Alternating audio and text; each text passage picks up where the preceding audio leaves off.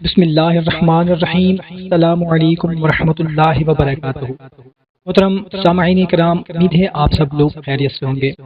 محترم سامعین، دعا کرتے ہیں کہ یا اللہ اس بابرکت رات کے صدقے ہم سب کی جتنی بھی پریشانیاں ہیں، تکلیفیں ہیں، حاجات ہیں، وہ سب پوری فرما دے، آمین۔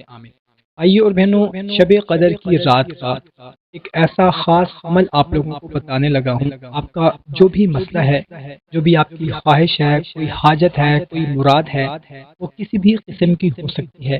اپنا مکان نہیں ہے، کرائے کے مکان میں ساری زندگی گزار دی ہے، تو اس رات یہ عمل کریں۔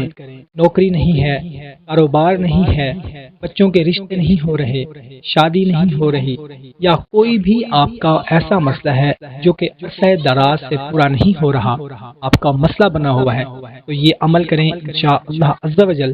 آپ دیکھیں گے کہ بہت ہی جلد آپ کا وہ مسئلہ، وہ حاجت انشاءاللہ تعالی پوری ہو جائے گی۔